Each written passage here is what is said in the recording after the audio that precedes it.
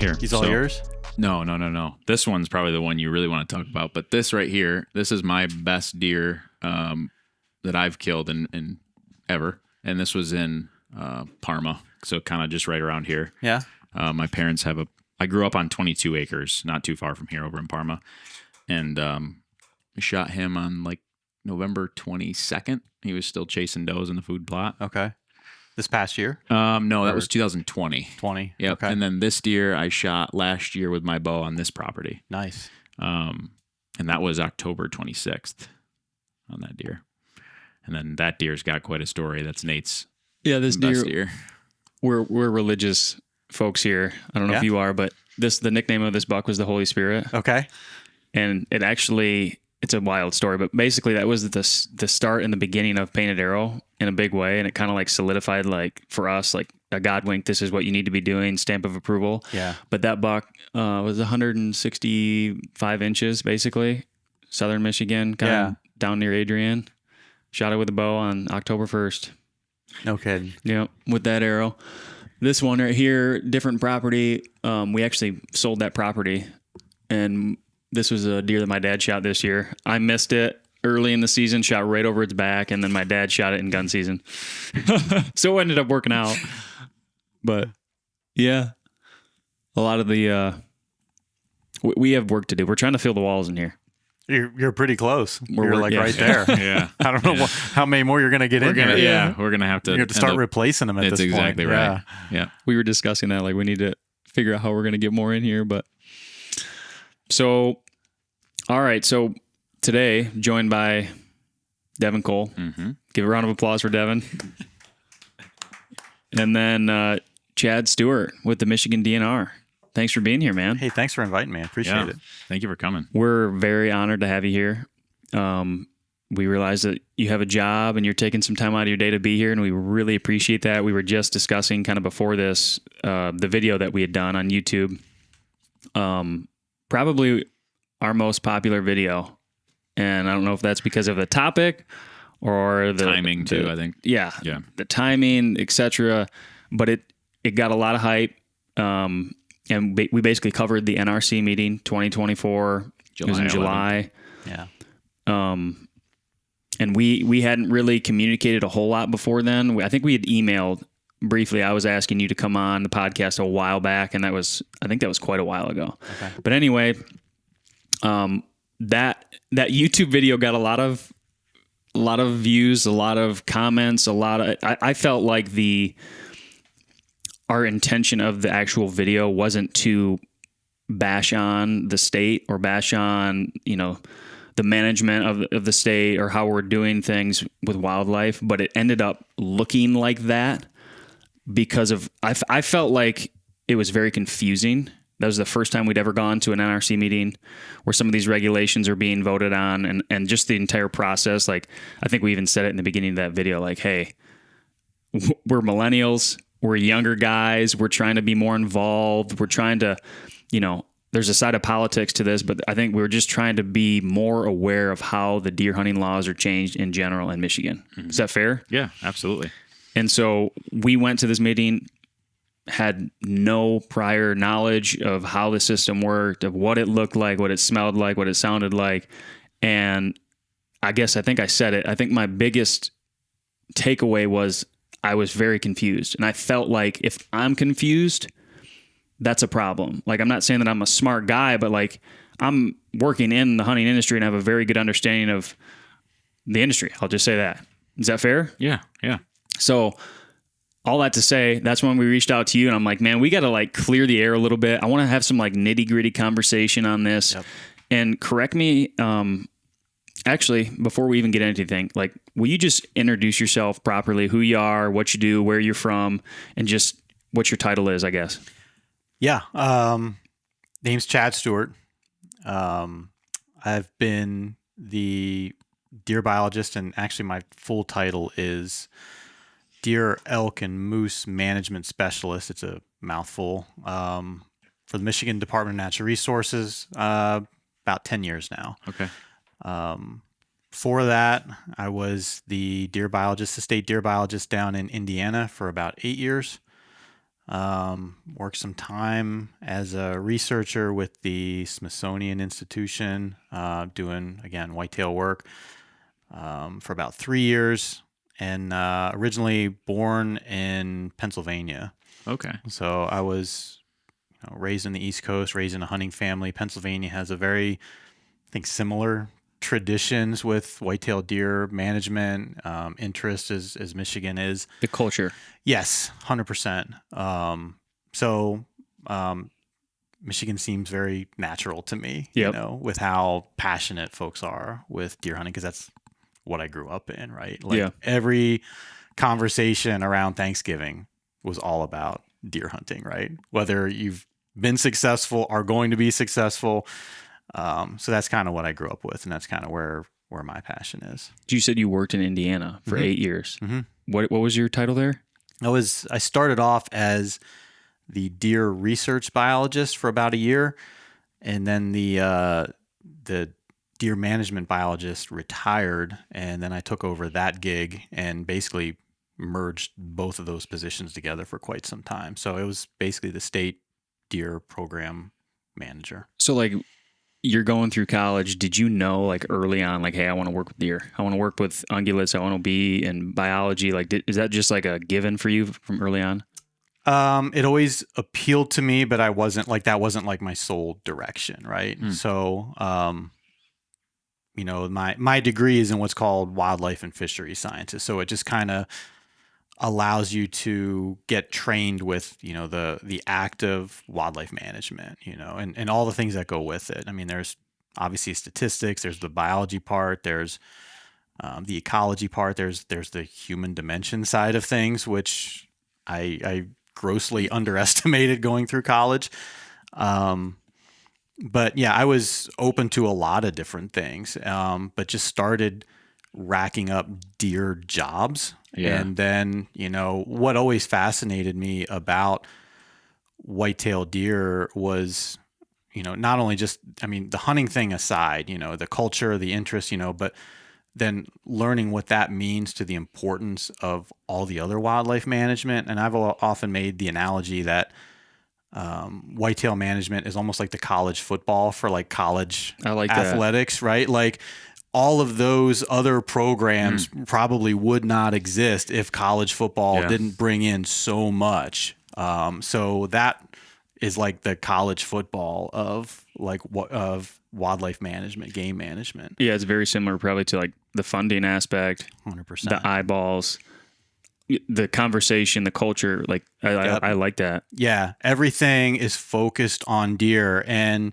there's a lot of importance to that. But that you just can't have all of that, work and funding go back into deer. It has to support other things. So, in some ways, whitetail deer are like the bedrock of like game management at the state level. But just the actual animal itself to me is like fascinating, right? And we've all hunted and learned about them. So, I'm probably preaching to the choir here, but just their ability to, impact the environment and the habitat and how you manage for them at that level, and how other species can be impacted by how many there are, how few there are, et cetera. I think there's so many different avenues to talk about whitetail deer with. That was always super fascinating to me. So the more experience that I kept gathering, I was just like a sponge with it. Like I kept learning more about it, and pretty happy with at least the direction I took right now. So it's just fascinating stuff. So are you doing on like a daily basis? Like what does that look like for you? Like what's a day in the life? Are you like hands on putting collars on deer, like doing that stuff? Or are you kind of like more the bigger picture? You know what I mean? Yeah, it's definitely evolved. So earlier in your career, that was the exciting stuff, right? I mean, box traps, you're catching deer, you're putting collars on, you're putting ear tags, you got a fawn project going on. So you're walking transects trying to pick up fawns, different mortality evaluations, you're coming up with ideas, spotlighting, distance sampling, all these things that you're trying to get estimates on. Very much in the field early in my career. Where I'm at right now is much more big picture. So the day in the life of me right now Behind a is computer. super boring, right? Yeah, it's very boring. It's sitting in front of a laptop. You're in meetings. You're doing reports. You're answering emails. You're on the phone. It's a lot of that thing. Now it's all about deer, so that's kind of exciting and that's Yeah. kind of cool. But I don't get out nearly as much as I would like. If someone in the field has something going, whether it's a research project or something, and I can go out, then I'm happy to do that. I'd love to do that, but it doesn't really jive with the big picture stuff anymore. So is it safe to say, if we're painting a picture here, like in the field is the data collection and you're more of the data analysis? Yeah. Yeah, there's a lot of truth to that. And I don't want to put all the emphasis on me because we have a lot of people in our department. Michigan is a big agency. Yeah. So there are a lot of people that help and support, or actually even in some cases do the data analysis. Like all of our disease data from the surveillance and monitoring, that goes to a specific group. All of our survey stuff is done by one guy who runs all the survey stuff. Yeah.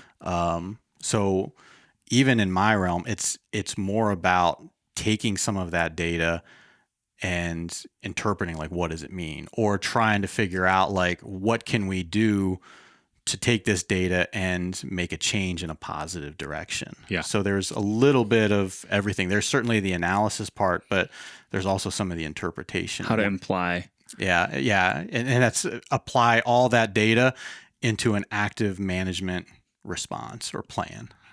Yep. I wasn't planning on getting to this until a little bit further in, but you just mentioned deer surveys. Can we talk about that for a minute? Sure. How much? So like when we went to the this NRC meeting, like we walked in, I think like 10 o'clock, so we missed a little bit, but basically you were sitting there at a table talking to the commissioners and presenting what I interpreted was data that you'd probably already covered with them, but like, hey, we're about to make a big vote and here's some of the last minute, like, data. Yeah. Is that safe to say? Yeah. Yeah. Okay. My initial question in my mind was like, a lot of this data, like where is it coming from?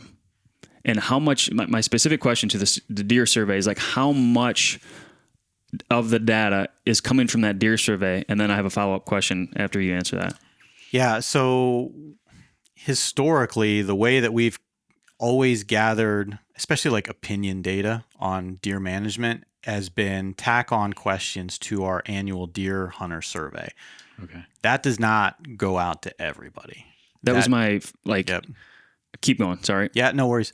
It goes out to a random subset of hunters. And the reason that, like, it goes out to, like, I think it's like 50, 60,000 hunters. The reason that it goes out to a subset rather than 550,000 hunters is because you can apply like a confidence interval around whatever that estimate is. Mm-hmm. So, the way, and I'm not going to be able to explain this nearly as well as the guy that runs the survey, obviously, but,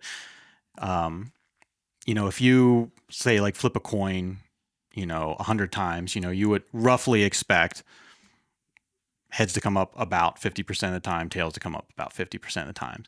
There's no point in doing that 1,000 times or 10,000 times and expecting something different. Like, it's going to be plus or minus probably 2%, between where that estimate falls. And that's kind of the logic and the mindset behind doing these surveys. Because right now it's like probably about $1 million survey between postage and printing and any type of analysis that goes on.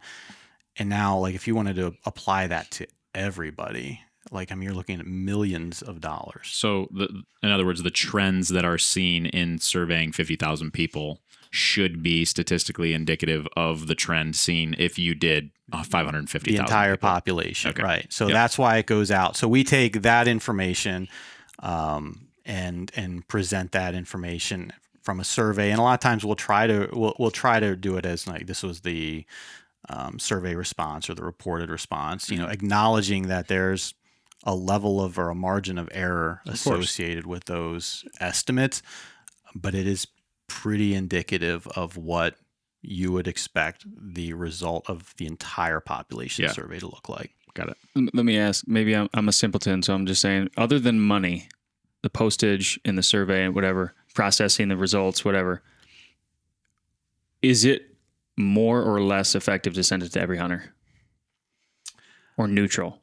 I think it would be less effective because, I mean, you also got the timing of doing the survey and the analysis, right? So if we get responses back from it's, you would never get 100% response rate, but on certain topics, you could get really high percentage, especially if it was very topical, very focused.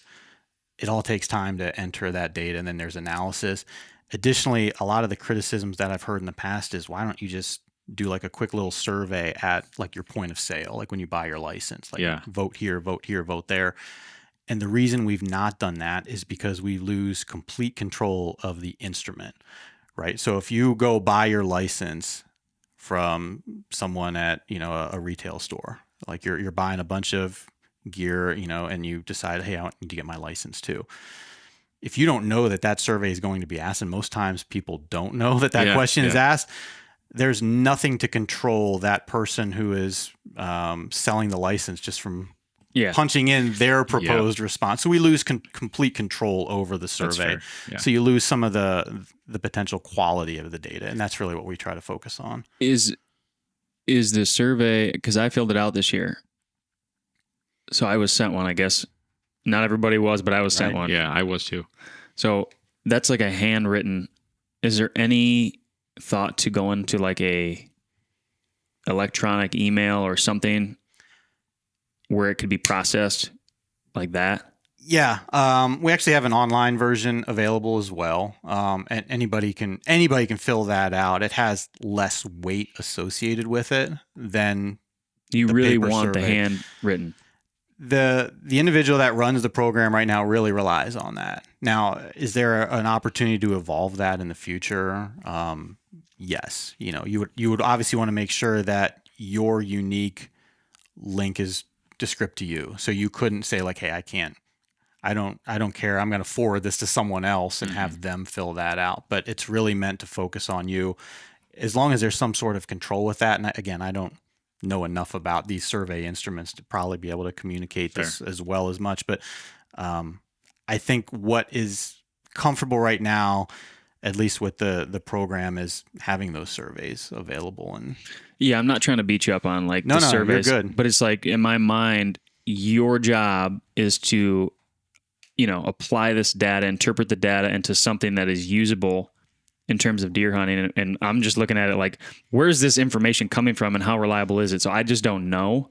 I don't think most people do. Yeah. I don't think they realize how valuable the department uses that survey. Yeah.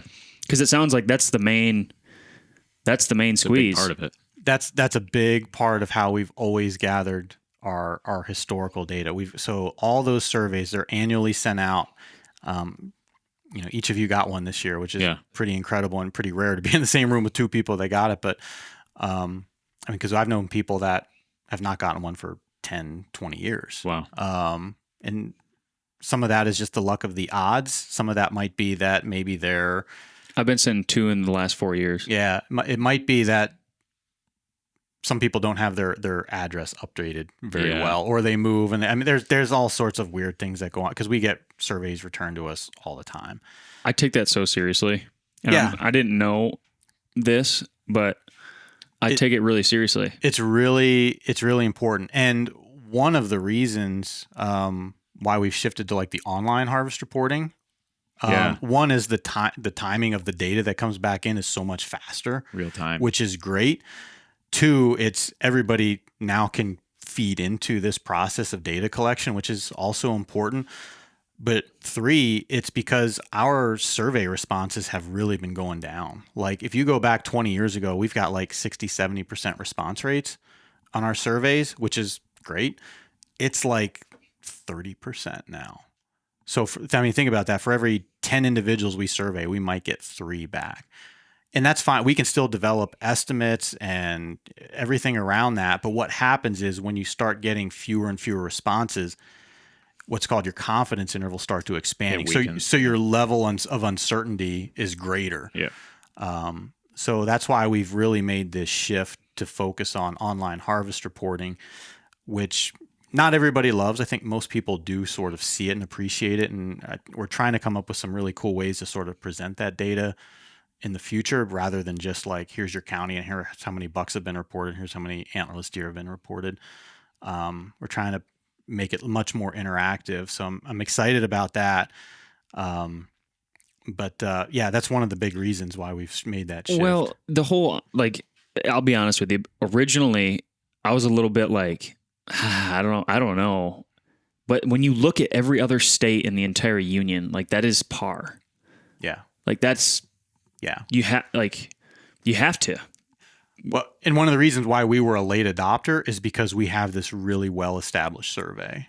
And I've talked with like my counterparts in other states, and they're like, the online harvest reporting is great, but there's a level of uncertainty with it. Like, it's a minimum harvest because, like, I mean, not saying that you did this, but like, if you shot a deer and it's like, I don't feel comfortable telling the state where I shot my deer or what county, or you know, forget those guys. Like, I don't like them anywhere. They're just gonna fudge the data anyway. Like, people don't report their deer all the time. Yeah, and I've done it accidentally. Yeah, this deer right here. We just forgot because we were so hyped. It was the biggest buck my dad ever shot. Didn't even think about it. Oh, we've got a law enforcement officer coming now. Thanks for. No, I'm just kidding. Don't tell anybody. No. Is this going out? No, I mean, it happens all the time. No, I know it does. Right. I mean, but like, then now you want to know, like, what does that look like? Is it 10% of the people that are not reporting? Is it 20%? Is it 30%? And furthermore, like, whatever that number is probably less important, but rather like, how does it change over time? Like, if it's only like 20% in this given year, well, that's fine as long as it stays 20% every year. Like, we can account for that because we have a stable trend. But if it goes from 20% to 30% to 10%, then we can't interpret that all the same. In the data, yeah. Yeah. So it can actually mask trends and lead to recommendations that would be counterproductive to what we're trying to accomplish. Right.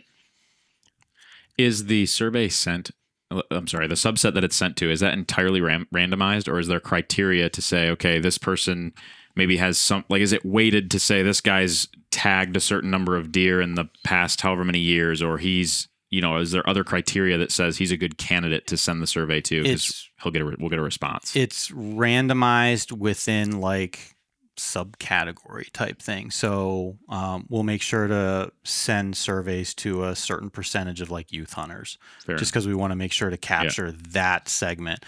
We'll want to make sure that we survey hunters from at least every county or every deer management unit that we have, you know. Can I say something? And I know that you just said this is not you're not the guy for the survey, but in my mind, to get more of the younger population, it needs to be like a QR code or something on your cell phone, something email. Like, think about, like, there's no way that someone's going to pick up a pencil, a number 2 pencil, Ticonderoga.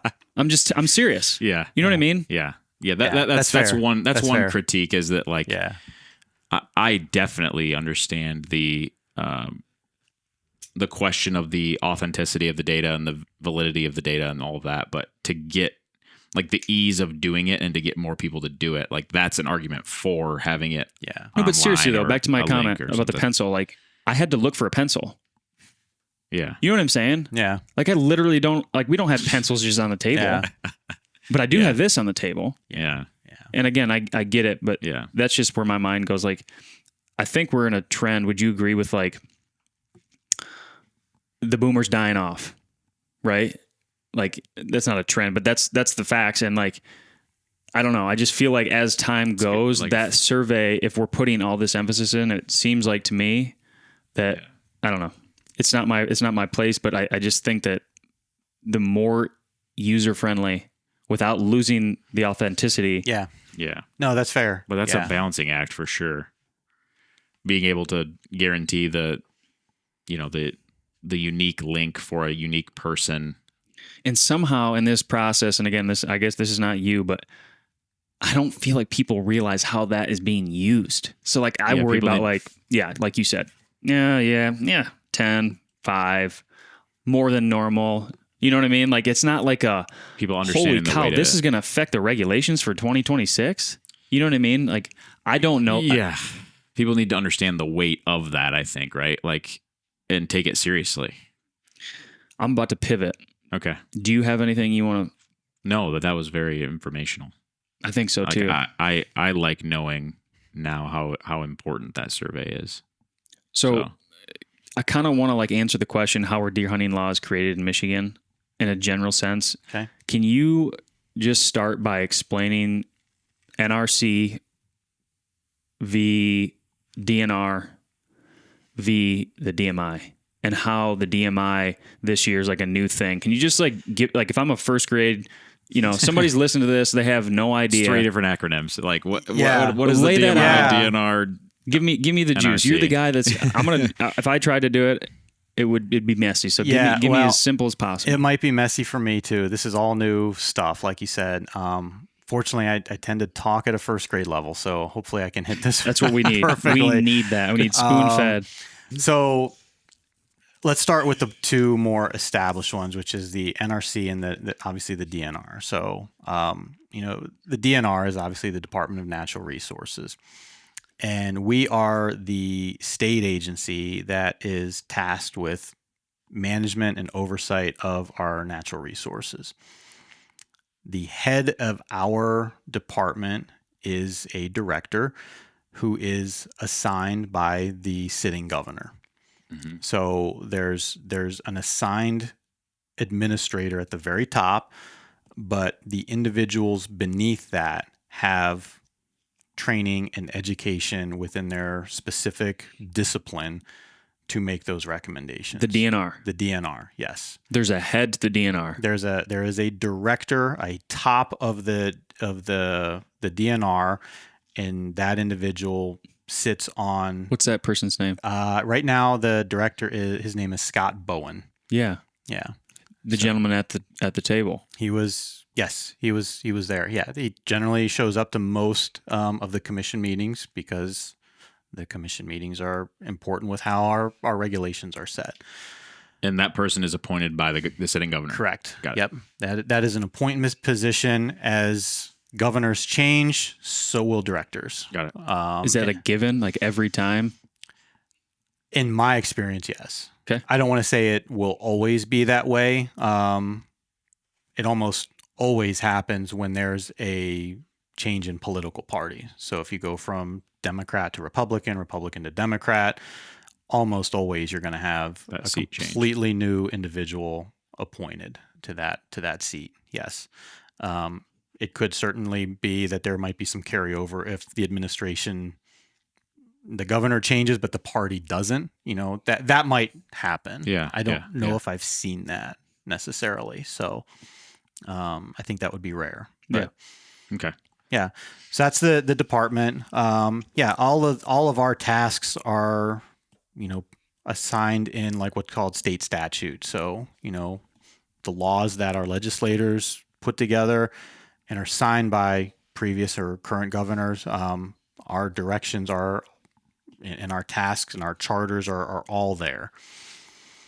Now, when you get into the Natural Resources Commission, that's a little bit different. It's like side to the DNR. So our Natural Resources Commission is basically our checks and balances of the DNR, especially as it pertains to regulations. For wildlife.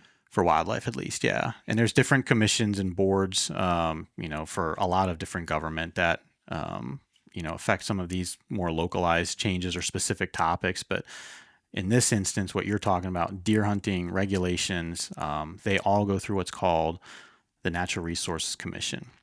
That is a panel of 7 individuals that have been appointed by either the current governor or previous governors, because there's term limits that might apply.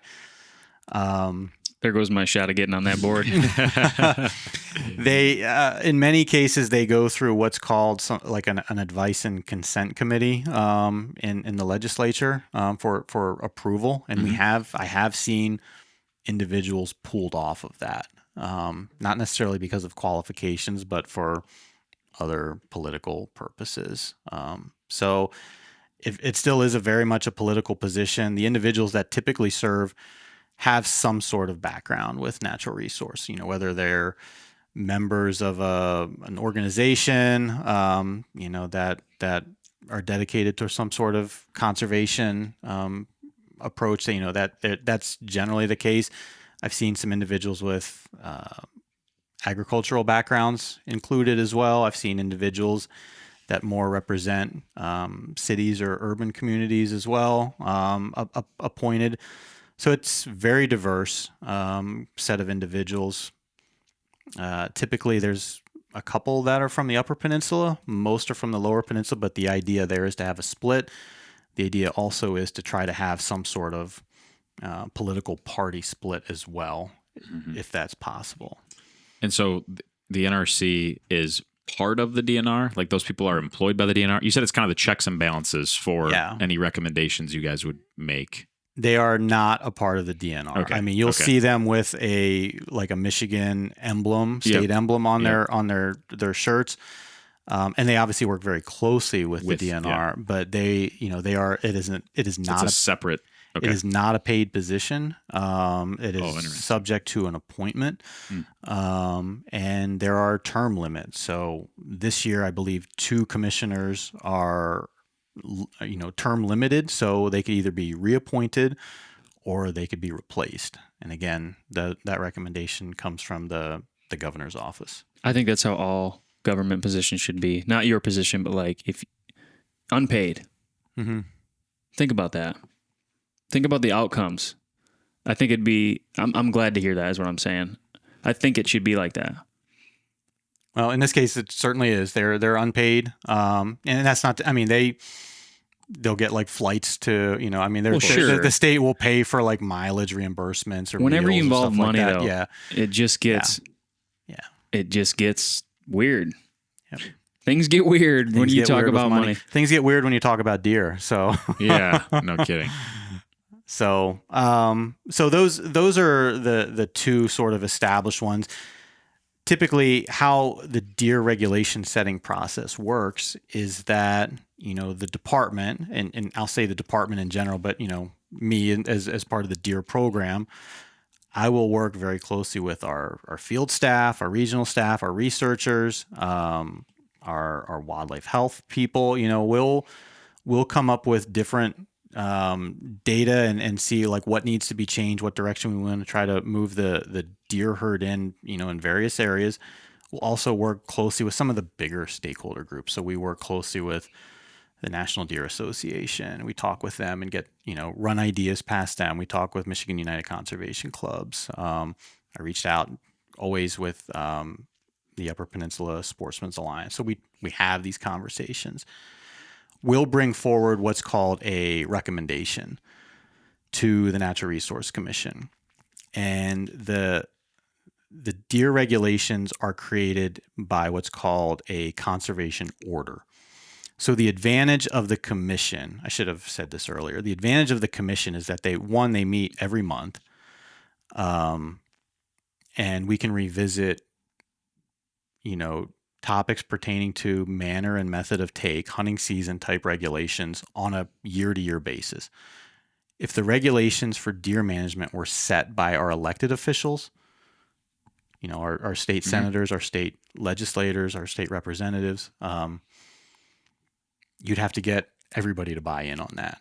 And that's where the politics and the bipartisan piece comes in. And then it would have to get approved by the governor. If you could get that through like a bill to pass, that could be really restrictive to responding to conservation efforts. So the commission is actually a really good process to be reactive to situations that are on the ground that are happening, because we can simply bring a recommendation forward.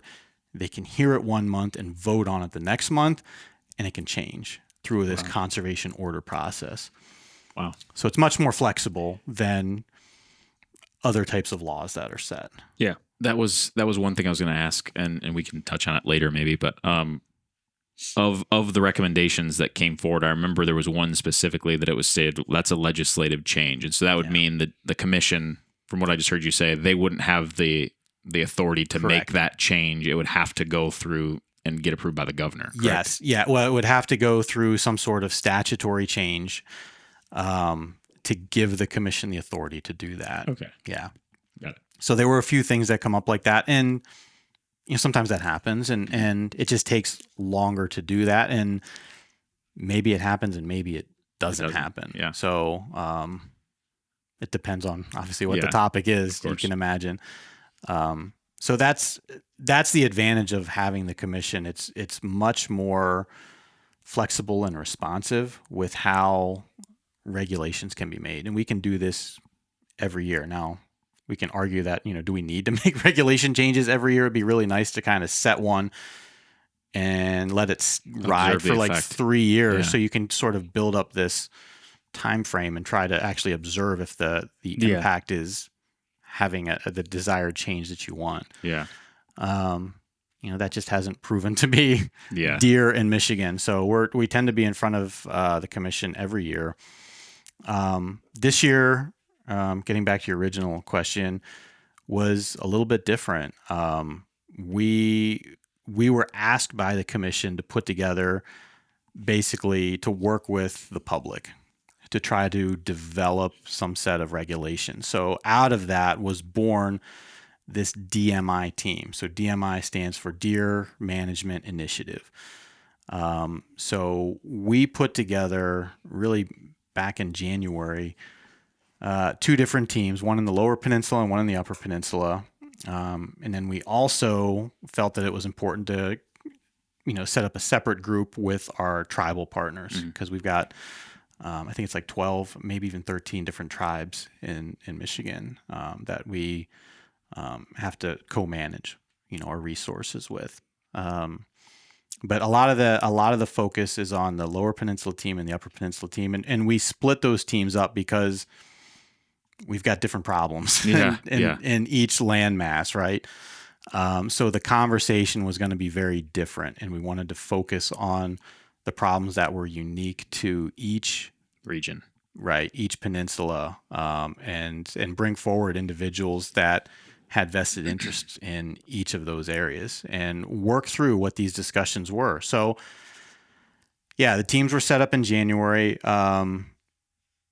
Largely, probably half and half difference between stakeholder representatives. So, we had people representing MUCC, National Deer Association, other groups that we work very closely with, Farm Bureau. Correct me if I'm wrong, that you could apply to that. Yes. Is that every year that's?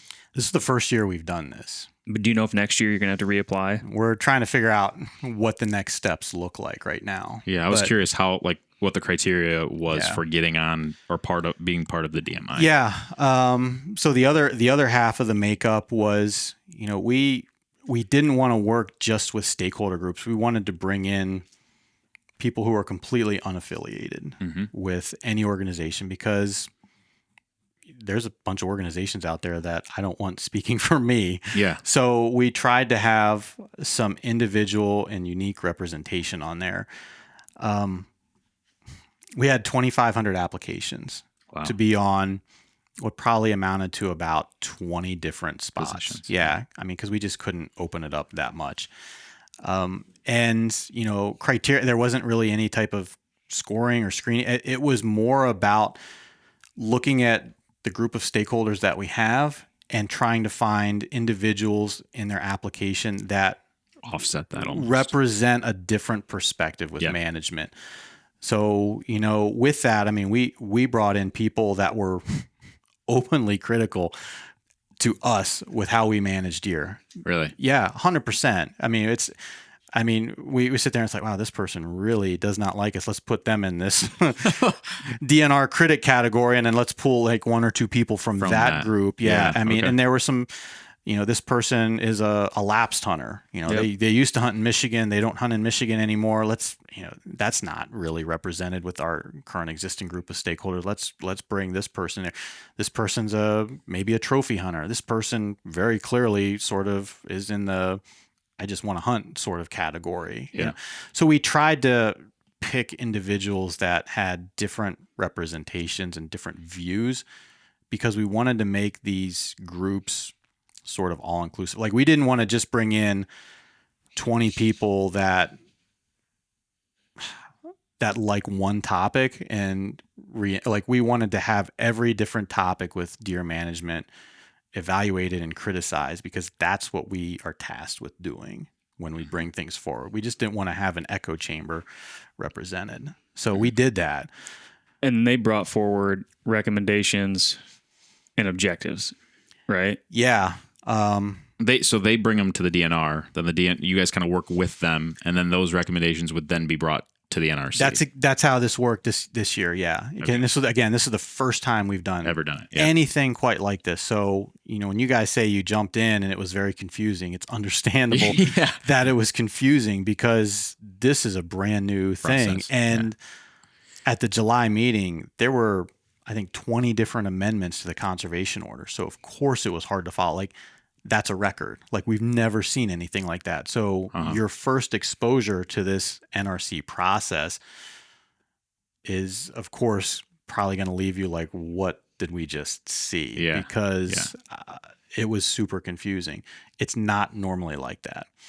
So these DMI teams, That's really good to know. yeah. No, it wasn't. It was confusing for a lot of people. Let's just say that. That's what I would say. Is it was confusing for me because they were confused. Do you know what I mean?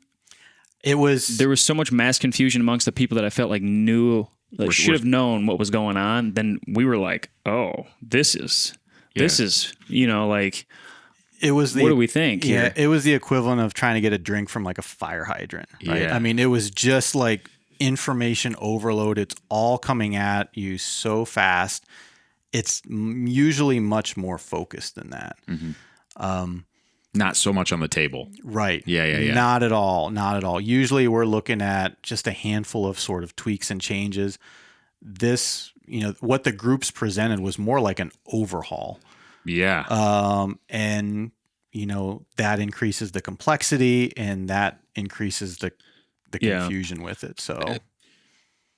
So let me ask, you just made a comment what the groups presented. So are you specifically presenting to the NRC on behalf of those groups? This year we did with some department interpretation. Again, the task that we were given from this commission at this point in time was basically like bring these groups together and develop recommendations that we could apply for the 2024 season. Yep.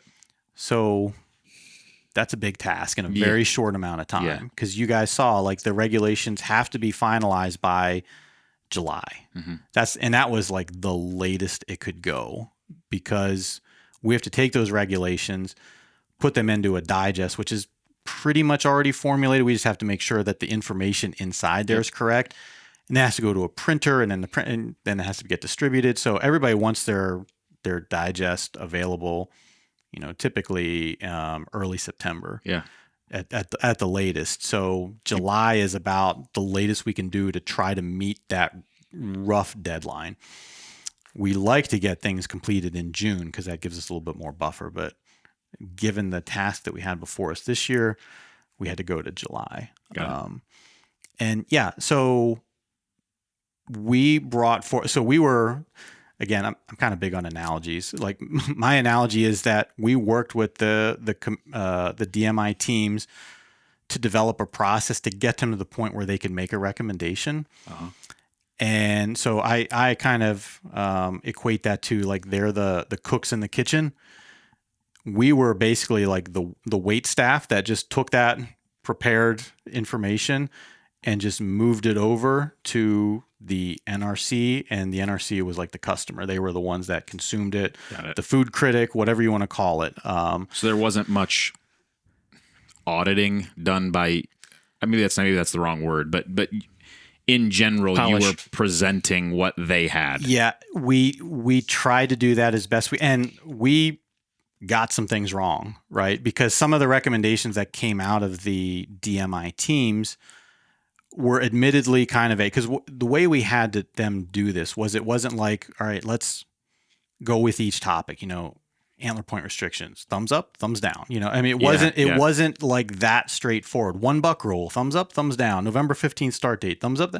It wasn't quite like that, because we want our regulations to be work together, like cohesively as a package.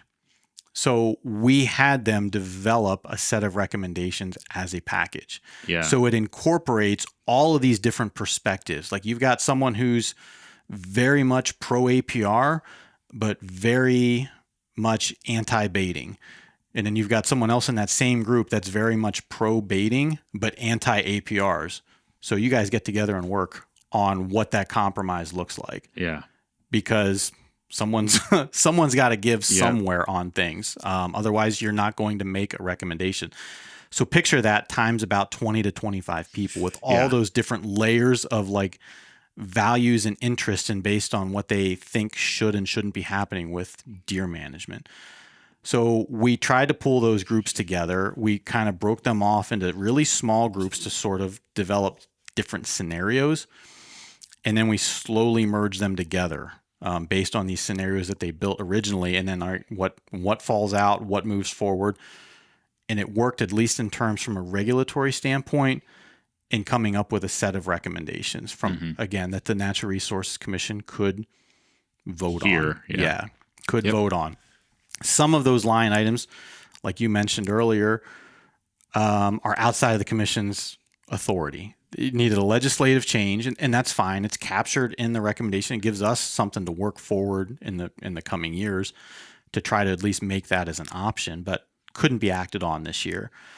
Other things were a little bit more like vague, and that's because they didn't have all the information that they needed. Like, so when they talk about like, well, let's expand archery season, they didn't specifically name out the counties, which archery season should be expanded. So we took some of that information and said, okay, for the purpose of making an order, let's do it here, here, here, and here. It sort of aligns with what they want, but there's also room for discussion because we're only bringing this forward at least as a initial starting point. Yep. So that's kind of how that happened. So there was a level of interpretation on our end that we tried to get right, and if we missed it, then we brought that forward to the commission. Like, listen, they said county specific antlerless goals or quotas. This is what we brought forward. After further discussion, we realized they actually meant this. So there was specifically your opinion, the DMI year one, like, do you see that there was a lot of criticism in certain areas? Do you see that it was effective? What is your general consensus of how the process worked? Do you think because I'm sitting here thinking like, it sounds really good because people want to have a say. Everybody wants to have a say, and this gives a way for people, Joe Blow. A lot of different vested interests on it sounds like, which is key. Yeah. And I guess I'm wanting to know, like, from your personal Chad perspective, did it work? Did it achieve the goal? It seems like it created a lot of, it churned the butter, like it churned the water up. It stirred some things. I think how you grade or rate out the DMI should be based on what stage we were at with it. Like if you're asking me to grade out and rate the DMI based on the process, based on do I think we have something that maybe we can move forward with in terms of getting a better vehicle for public input, discussion, polishing it. Yeah, I think it was very successful.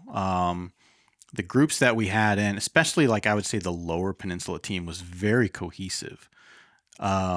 Different perspectives, different mindsets. Of course, not everybody agreed with everybody, but it was really respectful conversations. They all worked together. They all took it extremely seriously. It's great to hear.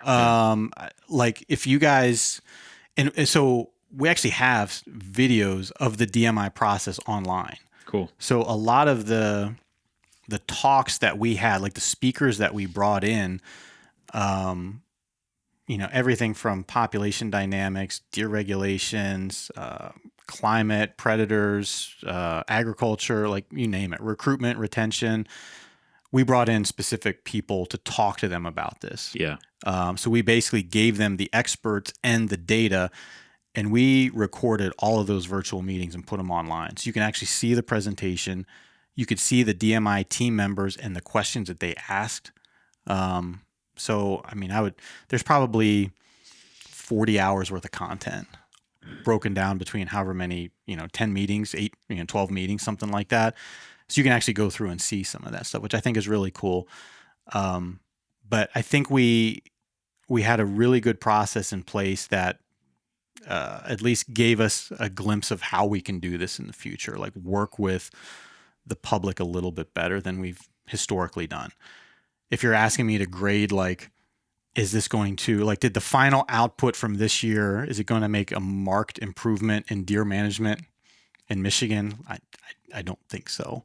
Yeah. But to me, like, listening to everything you've said and then just my interpretation of watching all of it, it now seems like this first year, not only was there a somewhat of a compressed timeline, but it was developing the process of how the like, there's never been a DMI team before. So, like, developing this process for how they even put together recommendations and then how you guys help them present them to the NRC. Like, it kind of was just, it seems like it was developing that process for that vehicle to work going forward.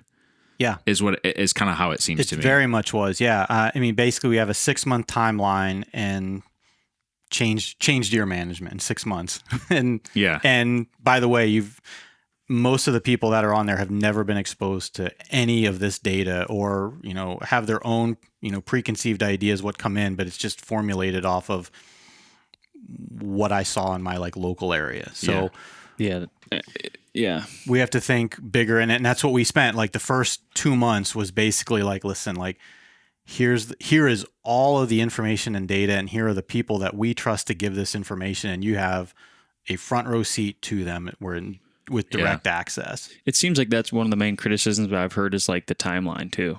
I think that's obviously year one, whatever, but yeah, does that sound kind of like what you're hearing? I heard that. And I think, and it's fair because I think there was probably some mixed messages too. Like I think maybe the way it originally came out, it's like, okay, like they're going to get this group together and like by July, there's going to be big changes that, That's what I wanted to say. Like my local media, like news, I guess.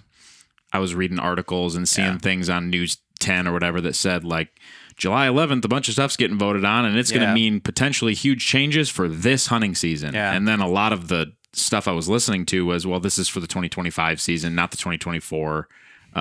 So to me, that was like that led to some misinterpretation or confusion on my part. Was there's some, like, I'm looking at this list, there's some really big things up for vote, and they're saying some of this will affect hunting this year. Yeah, and to be fair, it could have. Like, I mean, there were some pretty substantial changes that these DMI teams came up with that would have very much affected, a lot of things for this year.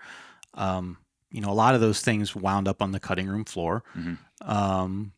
But yeah, it very well could have changed, but I think the initial intent was that this is the start of like more of a long-term process. And it's on like steroids for these first couple of months, this first year, because we're trying to like, again, build the plane as we're flying it sort of thing. We're really focused on getting some sort of product and getting everybody up to speed to be able to, make recommendations that are defensible with data. Mm-hmm. And not everybody's like a data scientist. I mean, we had teachers, we had miners, we had all sorts of different people with background. They were just all passionate about deer, but they had different backgrounds. They don't make regulations for a living. They don't study deer data for a living. It's trying to get them caught up to speed. And like I said, everybody, jumped full into this process with it. They really took it seriously. So I have no complaints with that whatsoever. So I'm gonna pivot just a little bit here. Yeah. Specifically to some of the things, like, so Devin and I, to give you a little more color, like, we travel a lot for our company. We did like a Midwest tour, basically. I think we went to 6 or 7 different states from January to like March. Yeah. So we go to a lot of trade shows, all deer hunting, bow hunting trade shows. We talk to a lot of people, like more than I'd like to actually admit. And I'm not saying that those conversations hold a lot of weight, but we have a lot of conversations They're regardless. thought-provoking for sure. Sure. Now, kind of pivoting, like when I kind of saw you at this meeting, it kind of felt like you were like the equilibrium as to like you're presenting data. You're presenting like facts. Is that accurate? Yeah, I'll take that as a compliment. Yeah. Like, so my question is Chad, your opinion, like how much, I felt like the room kind of looked to you for a lot of like Objective. settling the, Yeah. Objective data. Your opinion, whether you get to share it a lot or not, like how much does that matter? Honestly. His opinion or the data? Your opinion. Okay. So Does that make sense what I'm asking? I think so. I mean, I'll answer it, and if I answer it incorrectly, just say no. That's not what I was asking. I feel like my opinion in the role that I'm in, my opinion should be based off of the data that I'm reading, right? So like, I look at the data, and do I think that change X is going to put us on direction Y? And if I can sit there and look at this and say like, yeah, if we continue to do this, we're going to go this way, then that will be my opinion and that will be my recommendation. If someone's saying like, here's the data, we should be going here. And if I look at this and it'll do this, if I don't agree with it, I'll be like, I don't see how that we're going to get there with that. Like that doesn't make sense to me because, and then I'll provide like my interpretation of that data. So, and I have these conversations all the time, and I'll point out one that I just did, recent. So one of the big topics that sometimes comes up in Michigan deer hunting is November 15th, right? Yeah. Should we change it? Should we keep it the same? Should we move it to a Saturday? And I've heard that so many times. you can talk with 100 people and you would get 7 different opinions. It should start on a Monday, 8 maybe. It should start on a Monday, it should start on a Tuesday, it should start on a Friday, it should start on a Saturday. It should just stay on November 15th. Like there's like 8 different choices there that it can be, and probably even more than that because some people want it Pushed a week later. Yeah, I've heard that too. After Thanksgiving, before Thanksgiving, there's a whole bunch of things. So, November 15th cycles through the calendar years. It'll land on every day eventually. Right? So we looked at that. And do you know what the overall harvest trend looks like based if you like break it down on like a Monday opener versus a Wednesday opener versus Saturday opener? It's completely flat. It does not, like, we see no spikes occurring on like when November 15th starts on a Saturday. So no spikes in harvest numbers, participation, name it. Because it's a weekend day. Yeah. And that's it's just no matter if it's a Monday or if it's a Saturday morning, it's the same. It's because, do more people participate on a November 15th Saturday opener than a November 15th Wednesday opener? Probably, right? But because our season spans 2 weeks, over the course of that 2 week, and those people still hunt. It all washes out. Yeah. So when we say like, oh, we'll have, you wanna kill more deer in southern Michigan, have the opener start on a Saturday instead of a November 15th, I will look at the data and say, I don't see how that gets us there because we don't have this. So that becomes my opinion based on the data that I interpret. Can we change the topic now from November 15th to something else and really just dig into it for a second? Maybe. So do I have say in this? Well, you can. Absolutely. Yeah. If you don't want to cover something, just tell us. No, it's fine. Big bucks. Can we talk about big bucks? Yeah. Big bucks. I think this is what a lot of people, I kind of started with Devin and I, we talked to a lot of people. A lot of people bash on Michigan. Of course. Mm-hmm. I don't think that's news to anybody, but I do think that we can all sit here at the table and agree that big bucks sell, right? The data you were presenting shows that Michigan deer hunters are really good at shooting bucks. Mm-hmm. We kill a lot of bucks. We're really that's the culture today. Right, wrong, indifferent, sideways, up or down. Big bucks are the culture. Buck-centric, yeah. Like almost to a flaw.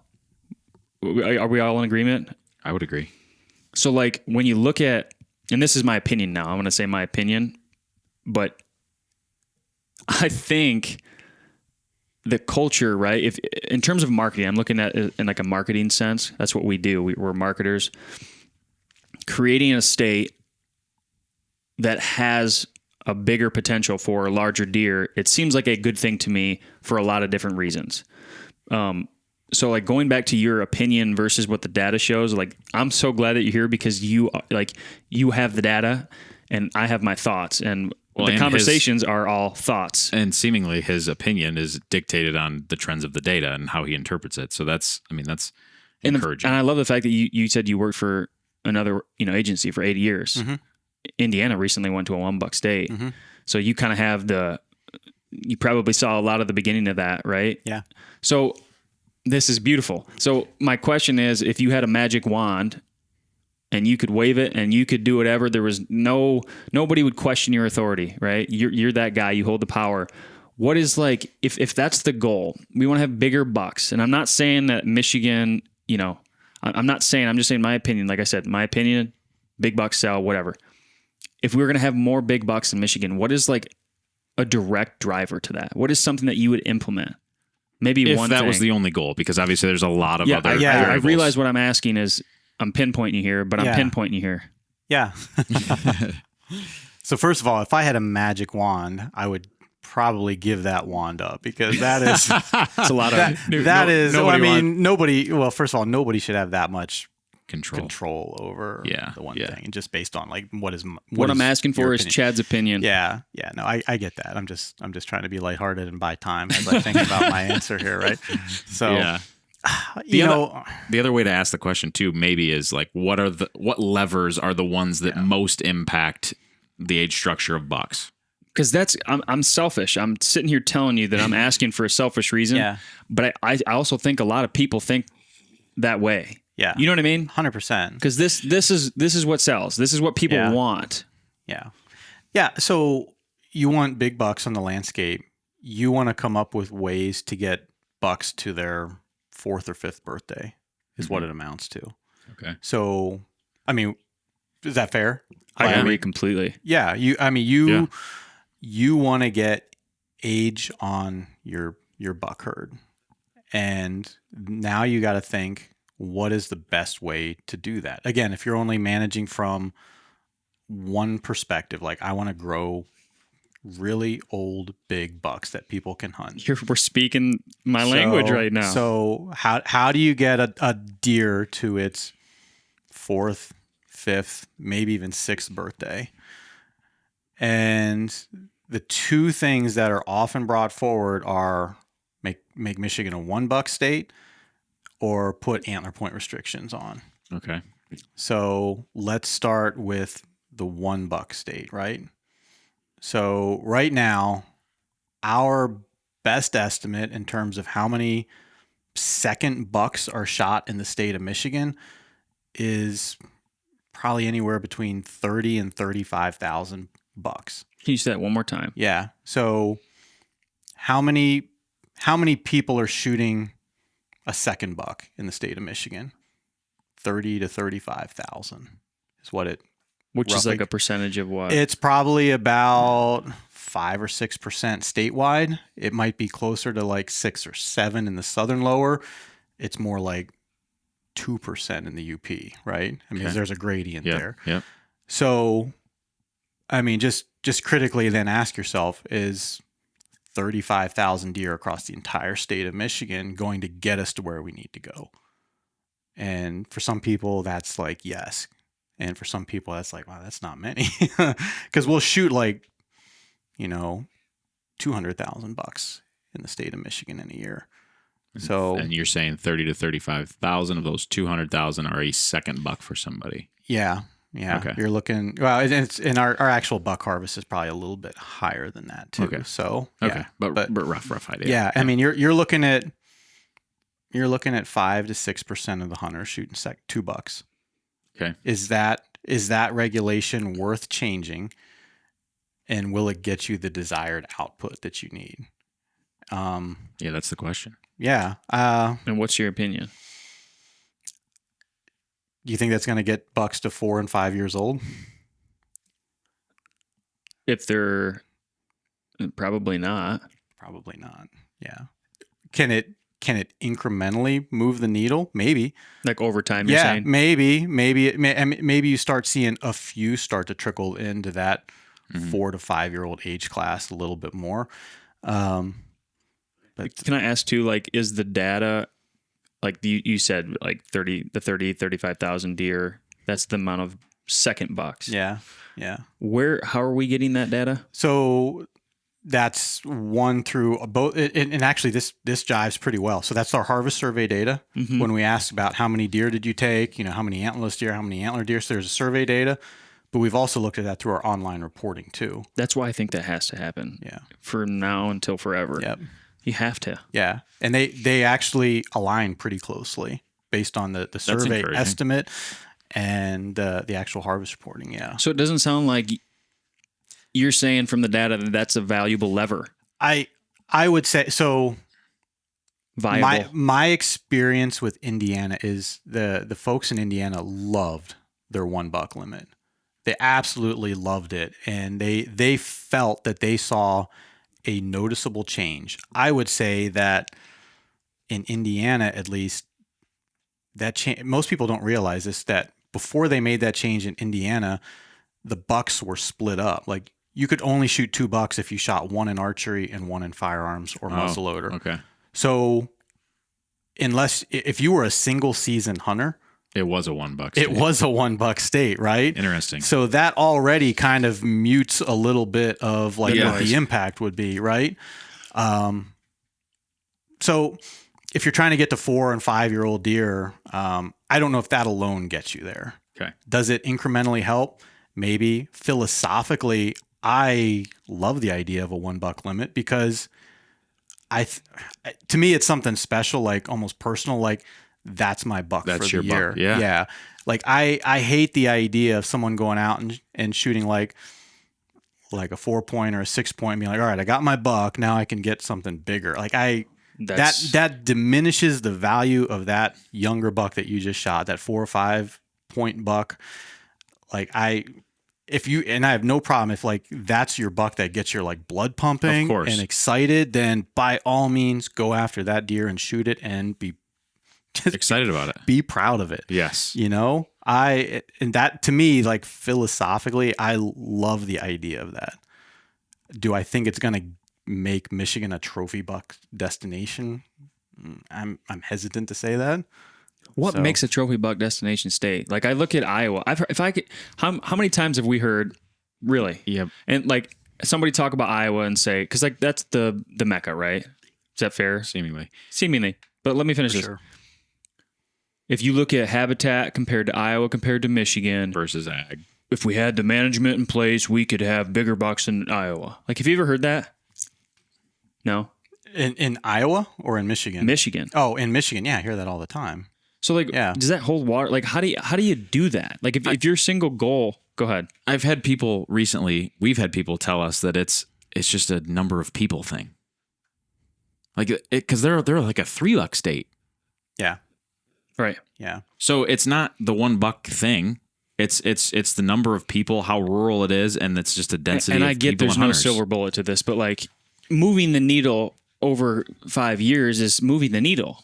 I'm just curious about all this from a data perspective. Like, Yeah. I'm a data Exactly. analytical Yeah. guy, so like I'm curious like what the data says would or wouldn't work. Yeah. And so like that doesn't entirely surprise me to hear you say what you said about the $1 rule. Like, I wouldn't look at that, and if those are the numbers, I wouldn't look at that and say, yeah, that's going to get us there in 3 years. We're going to have 3 and 4 year olds running around everywhere. I mean, when you put it into like further put perspective on it, I mean, if we're at like 30, 35,000, what I would call second bucks, I mean, Michigan itself has about like 58,000, 55,000 square miles of land. Mm-hmm. Now, granted, there's going to be multiple bucks being saved in certain areas and less than others, but it translates to like less than $1 per square mile is kind of what it translates to. Wow. When you think about like the actual blown out impact of what that means. So that saves less than $1 per square mile. Mm-hmm. And how many deer typically in a square mile? Like, Depends where you're at, right? But like I mean, Southern down here. Michigan here. down. I mean, you're probably 40, 50. yeah, and if not higher. I mean, there's probably places in the thumb that are over 100 for sure. Deer per square mile. Yeah. Holy They're cow. just loaded with deer. Yeah. So does that change things? Again, maybe incrementally. Does it get us to like Iowa status? I very much doubt it. I Okay. doubt it. Can I ask you about Indiana really quick? Yeah. I feel like I've read articles, whether they're right or wrong, or just doing it for the clicks. the tagline. I could have swore that I read something along the lines of, Indiana goes to $1 state and the number of Boone and Crockett deers entries go like this. Is that right, wrong? It's probably correct, but then you kind of get into the causation correlation factor, right? At that same time, Indiana went to their $1 rule in, I think it was 2002, because I think I started working there in 2007, because it was right about that 5-year review mark of it. And it was a no-brainer. People loved it. I mean, it was like 70% support or something to keep it. So it was a no-brainer for that Natural Resources Commissioner board down there to approve it and basically take the sunset off of it. The deer population was also growing quite a bit in Indiana. So you're starting to see this surge of additional deer on the landscape. Hunter numbers in Indiana are not nearly, I mean, first of all, it's a much smaller state than Michigan, but even density wise, a lot fewer hunters per like square mile. So you've got a booming deer population. I would say that in many cases you do have probably similar, if not better, habitat just based on the soil maps that you start seeing that's floating around that have more productive soil. So you have more deer, fewer hunters, less pressure. Of course, you're going to get a few more bucks kind of squeaking through there. So did that increase in Boone and Crockett numbers correlate with it? Probably. Was it caused by that? Maybe. So probably not, though. So before we go to, because I think you were going to talk originally about APRs, because those were the two levers you talked about. Let's start with $1 and then the I got one last question about like going to a $1, because you presented a bunch of data about the money that a combo tag brings in the state of Michigan. Millions and millions of dollars. Again, money. How much of the decision making from the NRC's, like the commissioner's eyes, are they looking at revenue? And my immediate rebuttal is, I would pay double for any other tag to make up the gap. You know what I mean? Yeah. Even if it was for like a 2-year trial or a 3-year trial. Just to see if and it I has think an Michigan people would, I think Michigan people would agree with me. I don't know if I can speak for commissioners.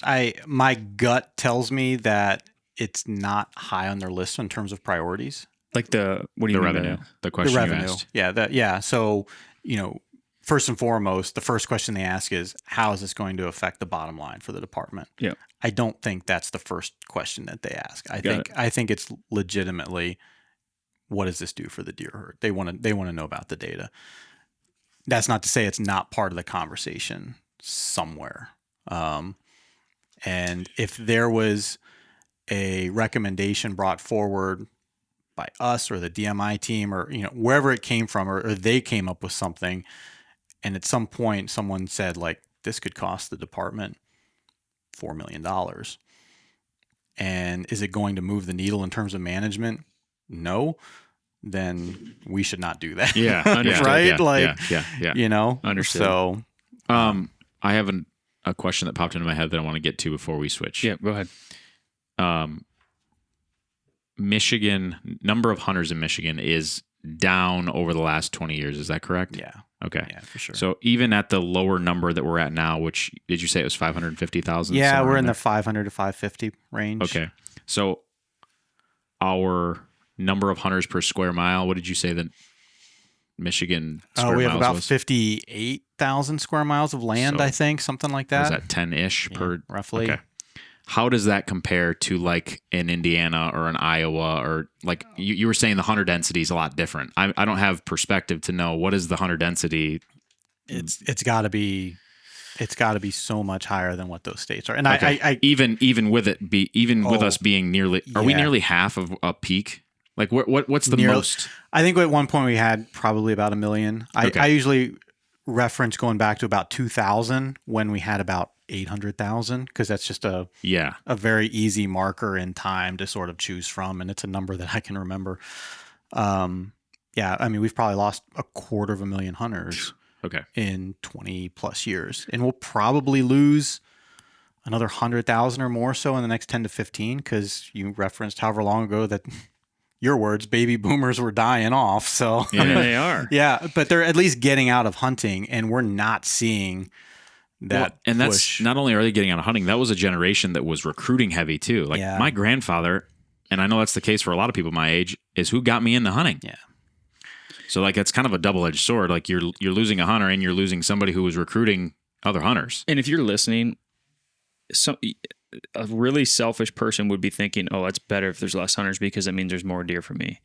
And I've had this conversation with people, and from a management standpoint too, isn't it true that having a ton of hunters is valuable because from a management standpoint, you can pull those levers. Yeah. And say that change. the hunters are making a significant difference, whether it's looking at like car insurance, people like they want to see more deer killed. car deer accident. Right. CWD, I know that's a huge issue for a lot of people. Like that's a legitimate way to manage that is kill a lot of deer. Yeah. If you have a lot of resources that are able to, that you can, like you said, pull the lever down, up, whatever, to manage it, then you have a lot more flexibility and strength with how, your regulations are built. If our deer herd starts to overwhelm what our hunters are willing to take, then is it really management anymore, right? I mean, we kind of lose control over things. That's my biggest fear is that there's not enough hunters to even justify like, well, hey, whatever we're doing is not working. Here's the data. Why do we need hunting? That's my worry. Yeah. And I think that's real. I don't know what your opinion on that is. I have noticed a trend in recent years, just going to so many commission meetings, that there are more and more individuals who are very much against hunting starting to show up to those meetings. So it just really re-emphasizes like fewer hunter numbers. I mean, hunter numbers are also voters. I hate to like start bringing in intertwining politics with deer management and politics, but there's some reality to that. And if we have fewer people fighting for the things that we're passionate about, then that means there's by default more people pushing against it. That's the other side of the coin too. Mm-hmm. The competition thing. Like we need hunters. Gotta. Go ahead, Dev. I already said it. That was my question was about the hunters per square mile. I'm just curious, and I can look up the data for other states. I was just curious how we related or compared to other states that I'm sure Iowa's way, way lower.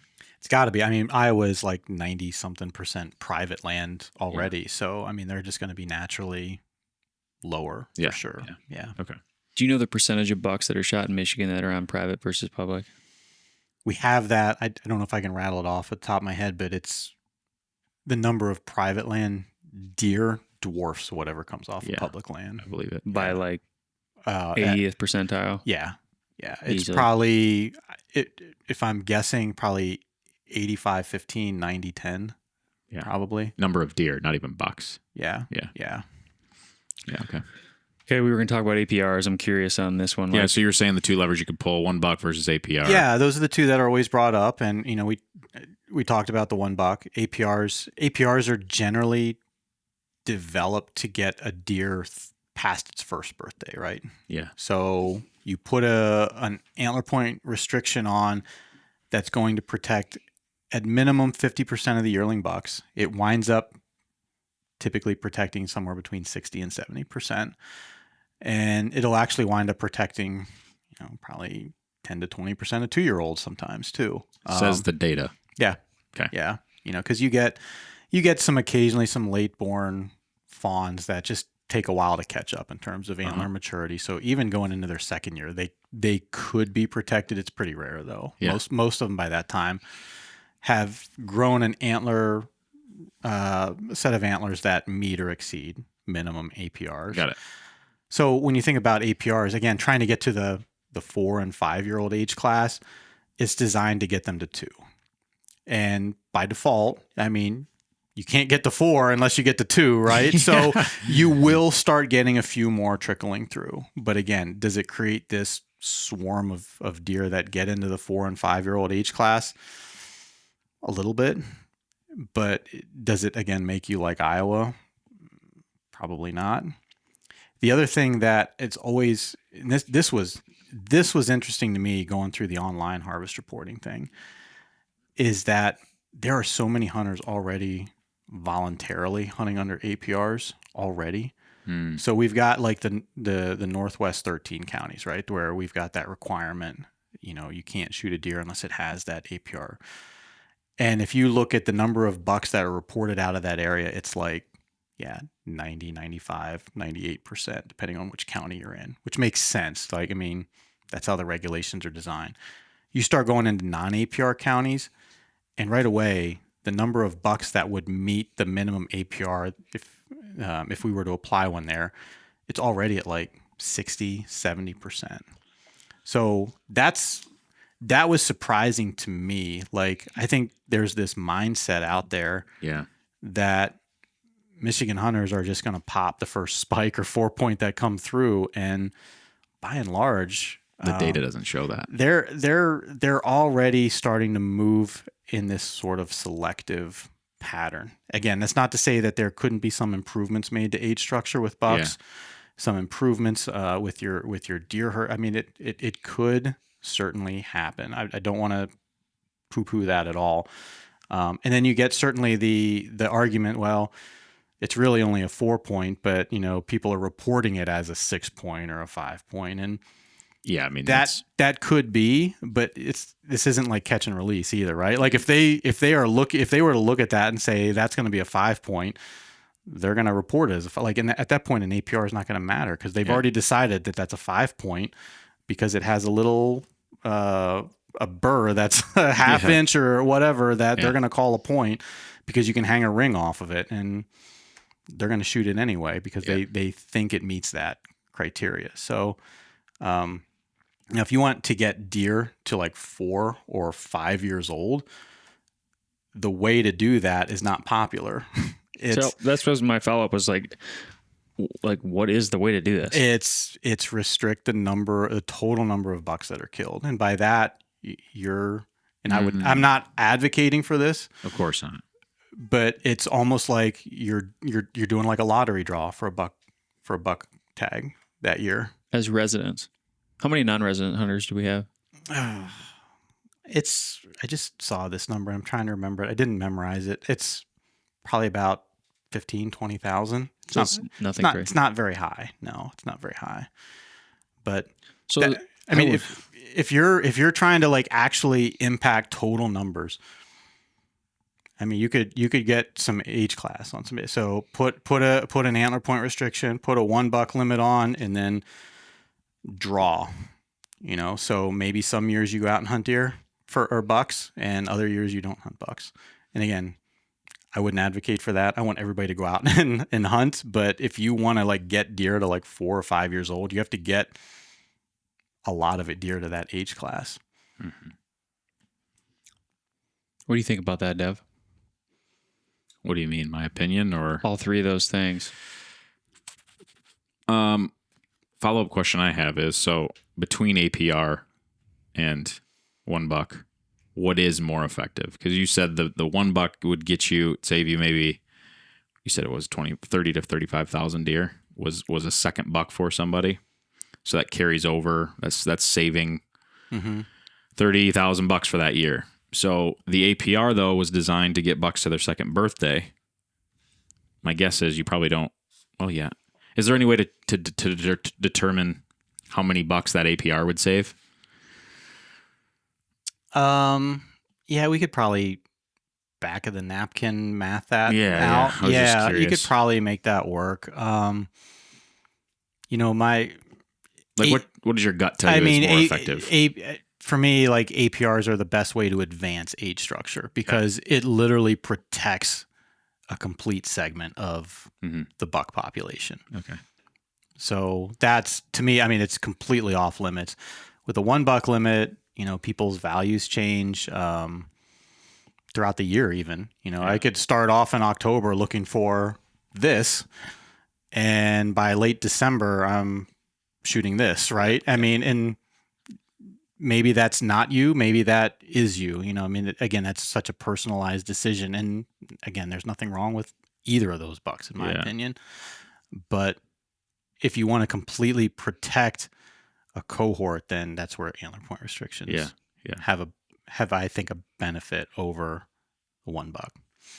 I do kind of resonate with what you had said earlier too, where you don't love the sentiment of I got my freezer buck and now I can start hunting for antlers. Right. I don't love that. I don't know that that's a reason to tell everybody like to go to a 1 buck rule necessarily, but I don't love that.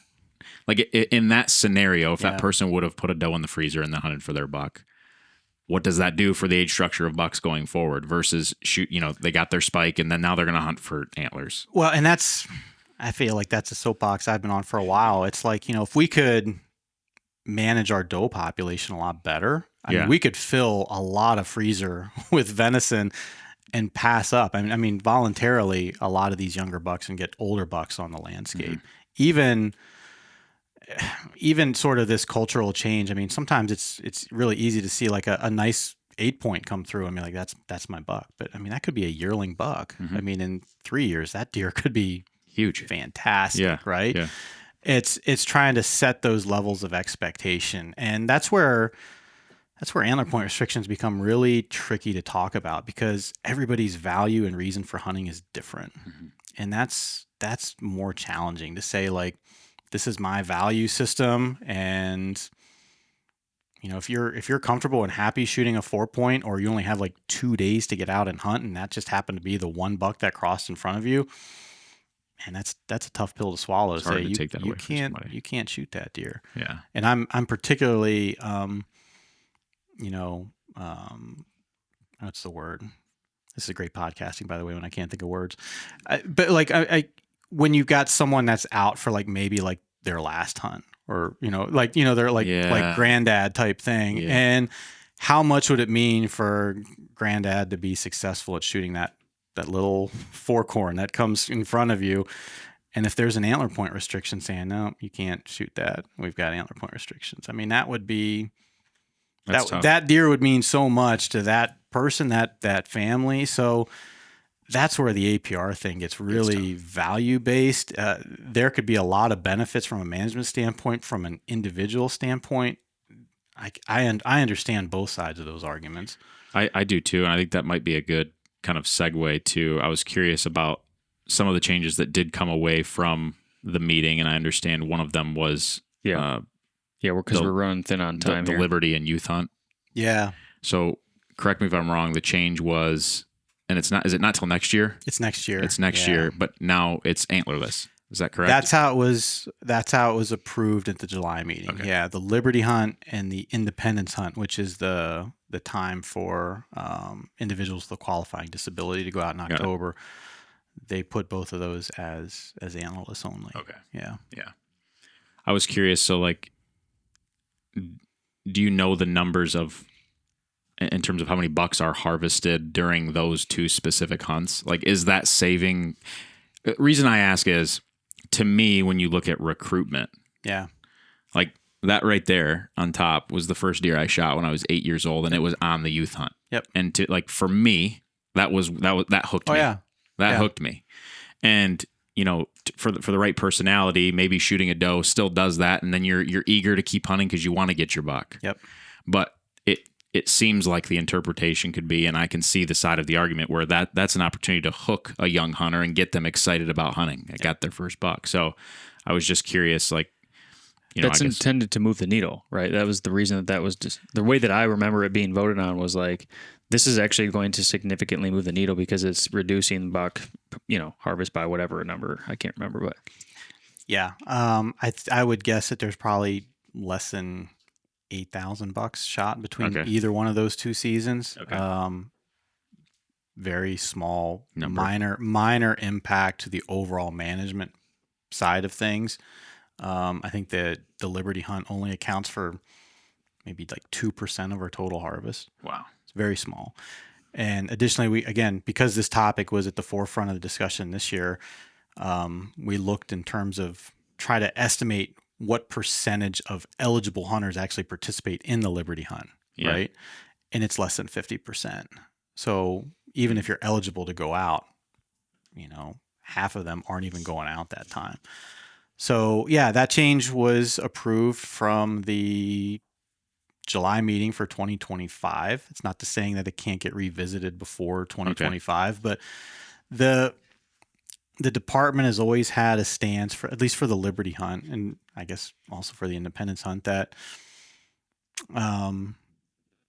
the individual that goes out and is eligible to hunt should be guided by the mentor. And that mentor can basically guide them in terms of what harvest decisions they can or can't make that time. Mm. So we've always been supportive of the either or option, antlered or antlerless, because we feel that the decision should be left up to the individual overseeing that youth. And if they feel that that particular youth should learn to kind of go through the ropes and like shoot an antlerless deer, shoot a couple antlerless deer, teach about herd management, then great. That's their prerogative to do that. If they feel like I want to get this kid hooked on a buck, then that's fine too. Like just build the experience and have fun. Yeah. And it was always weird for me to say, you can't shoot that deer in September, but come October 1st, you can go out with a crossbow and shoot it then. So like, what have we taught them at that point? So I have my opinions on things, but I try to just stick to communicating what happened. Of course. Things, and how the department has always viewed that season. Mm-hmm. So got it. I just want to make sure I understood what, the interpretation of what happened there. So. I think initially the Liberty hunt was developed to try to recruit more hunters because we saw that decline in participation happening. Yeah. I wasn't around 20 some years ago or whenever that happened, but I think posing it as a recruitment season was probably not the best. I mean, you're never going to add 2 days in September and say this is going to reverse this massive trend. Like that was never going to happen. In recent years, we've kind of pivoted and saying like, listen, this is about opportunity. There's a lot of things vying for kids' times right now. Schoolwork, athletics, you name it. Here's a chance for them to go out in September before things maybe get too crazy with school, with athletics or whatever. If they're too busy then you've got October through January 1st to go out and hunt. But either way, here's 2 days that you can set aside dedicated to your kid. And if you want to go out and you have time to do so, then great. Yeah. One of the, for the sake of time here, like wrapping this up, one of the big things that I regret on the video that I had sent you that we had sent out that originally talked about in the beginning of this podcast, we didn't have like a call to action. And I don't think that either of us had kind of like thought through like, it was more like 2 or 3 days after the video went out and all of the comment, right? Like I wish we would have had if you're not happy or if you want to be more involved, if you want to have a say, if you want your voice to be heard, and then here's what you can do. Yeah. What would you recommend for somebody listening who really actually wants to make a difference? Not just like, I don't know. It feels like a lot of times like I'll try and make steps, to do something, and at the end of the day, when you boil it right down, it's like, is the juice worth the squeeze? Right. If somebody's listening and they really want to make an impact and a call to action right now, like what would you recommend? Like personally, professionally? And you're speaking like at the governmental level, correct? If they just if they want to, if somebody's listening and like they don't want APRs, they just can't stand the idea of it, and they want to make their voice heard. How can they do that? Yeah. I think the best thing to do is one, just like exactly what you guys are doing right now. Like learn what the process means in terms of establishing regulations. That's the biggest thing.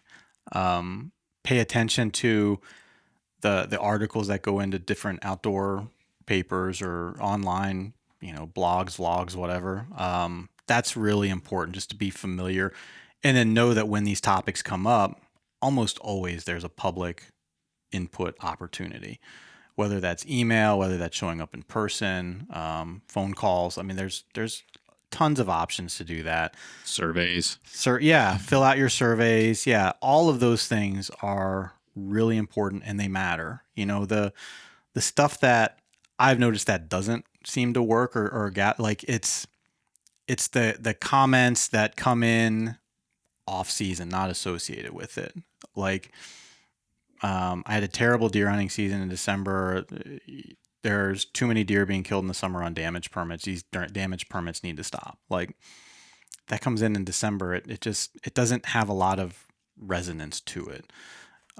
It's when that comment is applied to an active deliberation process is when I think it has a lot more value. And I think that's really important. And the other part is we need to figure out like what the next phase or evolution of this DMI means. And I think there's going to be an opportunity for broader levels of input. What that looks like, I don't know yet. Yeah. I mean, it can't be on like another 6-month timeline. It's got to be broader than that. And I would like to start chunking this up into like different topics, so it's not so many things to consider. So like try to make these little incremental improvements, but yeah. And I think like an open comment period for that type of like that, I would show up. Yeah. You know what I mean? And I thought that like I was pretty dissatisfied with the amount of people that showed up to like, because it seemed like a lot of people at the open comment period were like representing, some organization. Right. And here I am sitting there and I'm looking around. I'm like, I'm the youngest guy in here. Number one. Number two, where are the hunters? Where are the people? Yeah. And I get it. It's the middle of the day. It's a 8:00 start, whatever. Like I get it. But it just felt like the people are just, like you said, they're sitting behind their computers and commenting like when it's convenient for them. And it really doesn't have any impact at all. But sorry to interrupt you. No, that happens a lot. I don't know how many like different sportsman clubs and stuff that I go to, and there's a lot more gray hair and no hair than brown hair or blonde hair, right? I mean, it just, there's a lack of, I guess, participation in the process. Well, and I want to applaud you right now because that's a huge initiative for us. That's why we're sitting here. I think this right here is going to reach a lot more of those brown hair, blonde hair than like this. Like if you wouldn't be here right now with us, taking time out of your day, it might not reach a handful of people. Like, so applaud you. Thank you for doing that and coming and taking time out of your day, because I think that this is like the future in a way, and more the ease. Go ahead. And we want to be part of the solution too. Like it's heavy on our hearts to help with recruitment, or how can we get involved as business owners of a Michigan, hunting company? Like how can we help move the needle? And we were talking about trying to create sort of like a campaign where we're willing to put like a coupon or free goods on the line on our website if you go out and shoot a doe. Yeah. Like trying to create a cool campaign about shooting does and try to help, maybe take some of the focus off that buck centric thing and try to encourage people to help manage the herd and shoot does. And like, so in general, between the podcast and just anything, that was my question, was how can we continue to help with either recruitment or, help, your guys' team just get it in front of moving more the needle. people. Yeah. We want to help move the needle. So. Yeah, no, look, we've not done well at moving the needle. So I think having these conversations and building these relationships with people like yourselves who want to see things improved. I mean, from several standpoints, right? The herd management side, the participation side, the engagement side, like having those conversations, like what do you think would help? Like what aren't we doing that would help? Because, it's great working for like a state agency, a game agency like this, but there's also like internal barriers, and sometimes we kind of get bogged down on things, and at the risk of getting slapped later, but like sometimes we're not on the cutting edge of things. Yeah. And I don't think that's a shock to anybody, but like trying to find out like what we can do to reach more people. Can I give you my opinion right now? Yeah.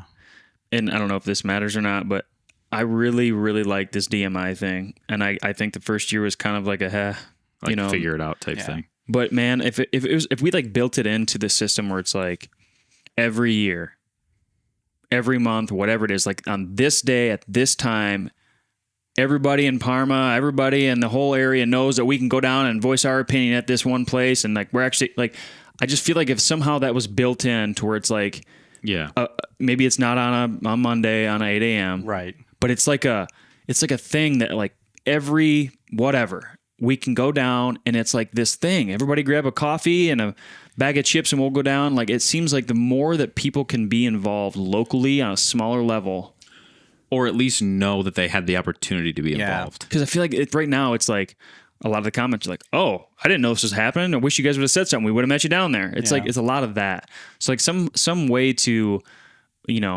polish the DMI to make it so that it's not just the hunting clubs. Maybe it's like a different way to get voicing opinions, possible. Like, I'm just speaking out loud, but that to me seems like I would look forward to it. I would get my buddies and my dad, and we could go at least listen. Yeah, and I hear you, and I don't disagree with you, at all. Except that we've seen. You got to recognize that you're probably like in the top 1%, right, in terms of engagement, interest, passion. Yeah.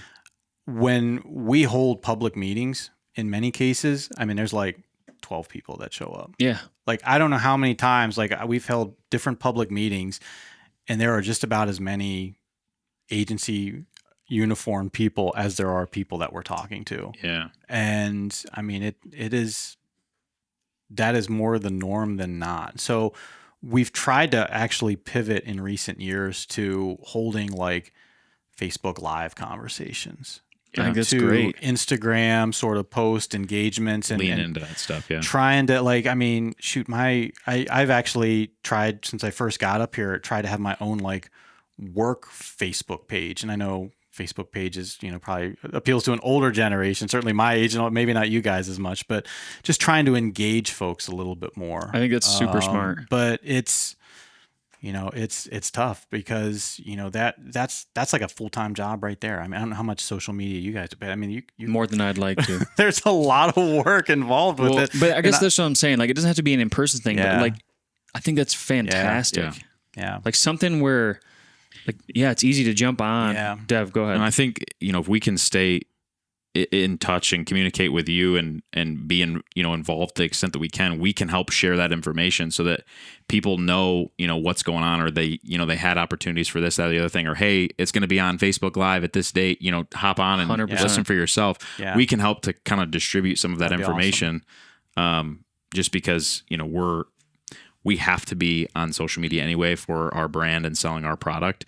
But, that's not the only reason we're on there. And, like I mentioned, we want to help move the needle. So I would say, and I think most people in our shoes that have a platform would agree in Michigan. Like, I think that absolutely. It starts with us, and it's just like this constant thing. Oh, we have a lot of other people that we could help kind of get involved with just distributing information and, that kind of thing. So if that's of value at any level, but.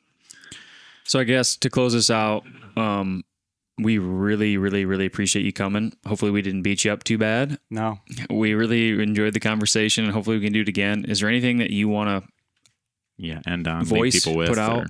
Oh, geez. You're putting me on the spot. I would just say, just go to some of our websites that we have. We've got a lot of information there and it's just michigan.gov/deer. Yeah. Right. And you've got a bunch of hunting regulations there. You've got a link to the DMI stuff. So there's literally, if you go and watch some of those videos from the DMI, I mean, it's literally like almost like a master's degree in deer stuff, just with all the speakers that we've brought in. And then try to understand a little bit more about the Natural Resources Commission process and be involved in it.